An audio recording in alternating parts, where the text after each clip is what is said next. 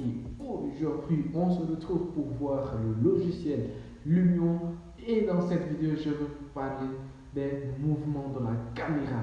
Donc c'est une question qui m'a été posée lors de la dernière vidéo que j'ai postée sur YouTube. Donc les abonnés m'ont demandé d'expliquer un peu les mouvements de la caméra. Donc j'ai reçu comme ça des mails dans ce sens. C'est pour cela que je décide de faire cette vidéo pour vous montrer ici dans cette vidéo 4 principaux mouvements de la caméra. Donc nous allons voir les principaux mouvements de la caméra. Bien sûr qu'il y en a d'autres, mais je vais vous montrer ces 4 mouvements de la caméra qui vont vous aider comme ça à bien faire des animations. Donc ici je vais bien parler des mouvements de la caméra, pas des objets. Je ferai une autre vidéo où je vais vous expliquer également les mouvements d'objets, les mouvements d'autres choses. Mais ici nous allons voir vraiment les mouvements de la caméra. Donc avant d'aller plus loin, je vous invite à vous abonner à ma chaîne si vous n'êtes pas encore abonné. Si vous êtes déjà abonné, merci beaucoup. Et si vous n'êtes pas encore abonné à ma chaîne YouTube, merci par avance. Et nous allons tout de suite commencer. Donc nous sommes là dans Lumion. Donc je suis en train d'utiliser la version 8. Donc dans cette vidéo, je vais vous montrer je vais vous montrer d'abord, nous allons voir les mouvements de la caméra. En fait, le premier mouvement de la caméra que vous devez comprendre, en fait, c'est ce qu'on appelle panoramique. Donc, panoramique, c'est le premier mouvement de la caméra que je vais vous montrer ici. Ça fait quoi? En fait, le panoramique, ça va tout simplement créer une orbite. En fait, le trajet que va suivre notre caméra, en fait, le trajet sera circulaire. Pas circulaire, mais en fait, ça aura un trajet assez court. Vous voyez ce que je veux dire? Donc par exemple, ça c'est très simple, pour caler des vues pour caler en fait la position des caméras, c'est très simple. Hein. Par exemple, je me mets ici dans une vue vide, par exemple, si je me mets ici par exemple, là c'est vide et par exemple c'est ici que je vais créer la caméra. Moi j'ai déjà créé des caméras mais je peux vous montrer. Donc je me mets ici et je clique juste enregistrer.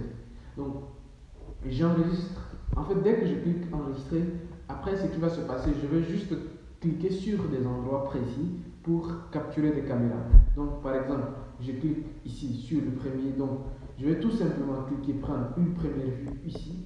Donc je vais capturer la première vue à ce niveau.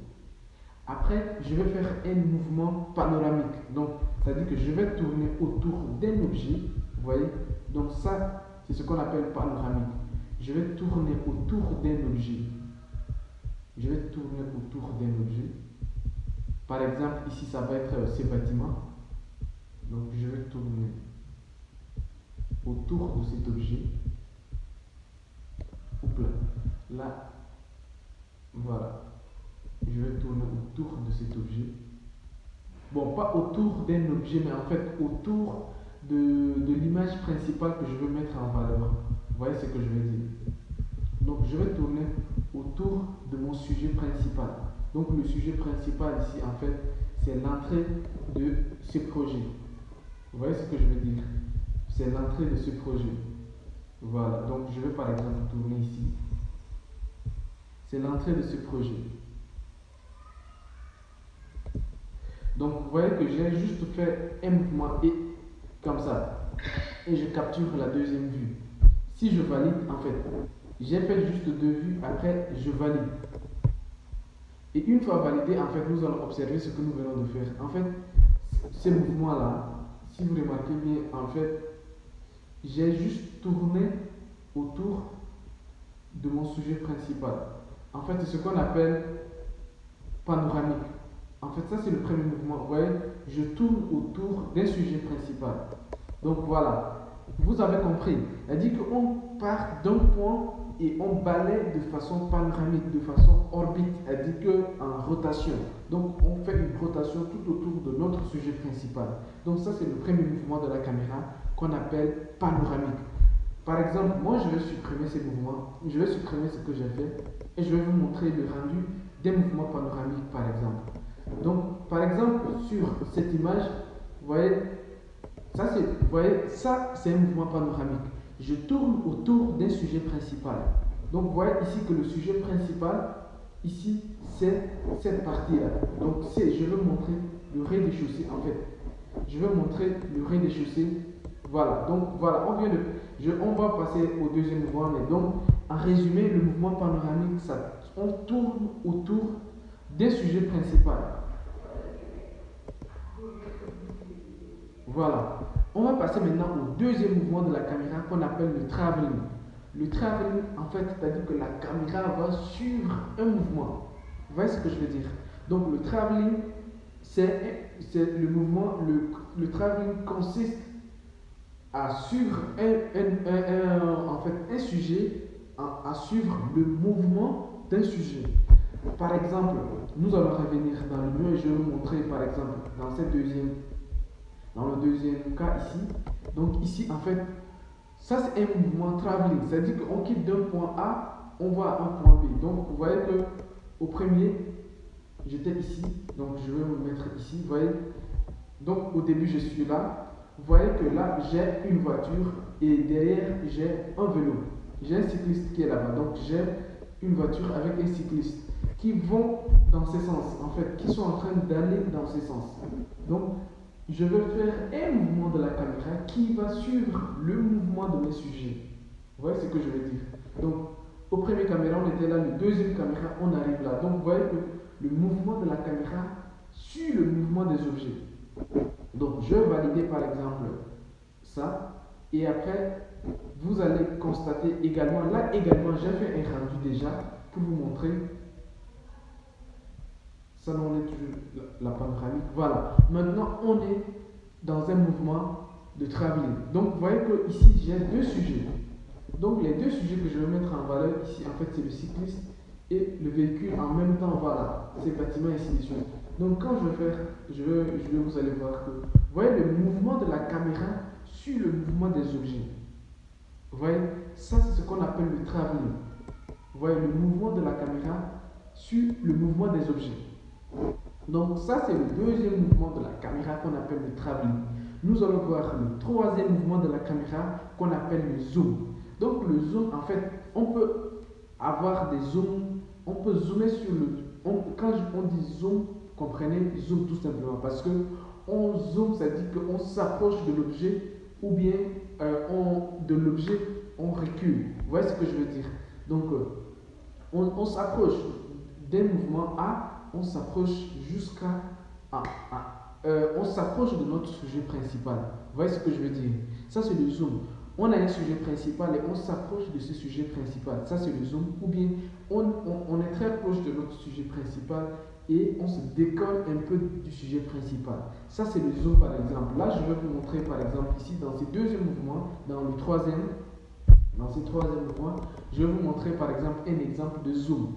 Après, pour chaque mouvement de la caméra, après il y a des sous-mouvements subtils, mais voilà, ou bien on peut combiner comme ça plusieurs mouvements ensemble. Mais ce que vous devez comprendre, c'est que vous devez comprendre le principe des mouvements de la caméra. Parce qu'une caméra, vous devez savoir si une caméra ne respecte pas, en fait, ni le zoom, ni le travelling, ni la panoramique et le dernier qu'on va voir tout de suite, en fait, c'est pas bien. Donc, par exemple, ici, vous allez voir que si je fais un double clic, en fait, c'est un zoom. Mais je clique d'abord sur le premier point. Vous voyez? Donc, au premier point, j'étais là et après, je recule. Donc là, en fait, vous voyez que je suis allé de ce point jusqu'à tout voir le bâtiment. Donc ça, c'est un mouvement de la caméra également qu'on appelle zoom. Je vais valider ça et je vais vous montrer ici un peu le rendu. Donc vous voyez au niveau en termes de rendu, on est trop proche, donc c'est pour montrer un peu la boutique, donc cette galerie commerciale qui est là. Donc on est très proche et après, en fait, on recule, on se décolle du sujet jusqu'à tout voir le sujet. Voilà. Ça c'est le zoom. Ça c'est un mouvement de la caméra également qui est très utilisé dans les animations. Donc si vous voulez faire des animations dans Lumion en fait, ou bien dans n'importe quel autre logiciel de rendu vidéo 3D, vous devez comprendre les mouvements. En tout cas, c'est un mouvement de caméra qui est également très utilisé. Pour finir cette vidéo, je vais vous montrer le quatrième mouvement de la caméra qu'on appelle le plan fixe. Le plan fixe est très utilisé dans le cas, par exemple, pour mettre l'accent sur, pour mettre l'accent sur une partie de, du projet. Par exemple, on veut mettre en avant. Moi, j'ai fait plusieurs projets, par exemple, où j'ai utilisé ces mouvements de la caméra, le plan fixe, pour insister en fait sur quelque chose. Donc, le mouvement, le plan de caméra fixe, ça permet d'insister ou bien de mettre en avant une partie du sujet. Dans ces cas-ci, par exemple, je vais vous montrer une autre vue, donc une autre caméra. Donc vous allez voir que ce plan, je mets en avant ici quelque chose de particulier.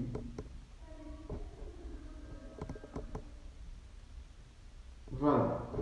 Donc vous voyez que je veux ici mettre en avant le fait que on est devant une piscine, vous voyez. Bon, c'est pas grave. Le fait qu'on soit devant une piscine, donc c'est plutôt ça. Voilà. Le fait qu'on soit devant une piscine, vous allez voir comme ça que je fais un plan fixe pour garder l'attention de la personne qui va voir. Donc, on garde la caméra fixe durant tout. En fait, comment ça fonctionne? Je clique le premier point, donc je clique pour animer ça, le premier point. Donc, je vais caler la première caméra ici et après, au même endroit, je ne bouge pas, j'ajoute encore une autre caméra dans le mur et je valide. Donc là, on a un plan fixe. Ce plan fixe, je vais vous montrer le rendu de ce que ça fait. Donc, vous voyez que là, on a un plan fixe. La caméra ne bouge pas. En fait, le plan va être fixe, même si les objets, ici par exemple, je vais mettre l'accent sur la piscine, les bâtiments et surtout l'entrée de ce projet. Après, le plan, les mouvements de la caméra, pour que ce soit encore beaucoup plus efficace dans l'union, on ajoute, en fait, on combine les plans de la caméra, en fait, les mouvements de la caméra avec les effets de l'union. Donc, ça va être les effets de mouvement, les effets de déplacement, les effets de flou de profondeur, mais les flous de mouvement. Bon, tout ça, je ferai d'autres vidéos pour vous montrer, en fait, ou bien si vous prenez ma formation également complète, ça va être détaillé dans ça, les flous de mouvement, ou bien les flous de décentralement, ou bien tout simplement la profondeur de champ. La profondeur de champ, quand on associe par exemple la profondeur de champ au plan fixe, en fait, ça va donner des effets extraordinaires. Mais voilà, ici, je parle juste des plans, des mouvements de la caméra. Donc, par exemple, ce plan, il est fixe, mais vous voyez que il n'est pas aussi fixe que ça. C'est le mouvement qui est fixe, mais tout n'est pas fixe. Vous voyez, non?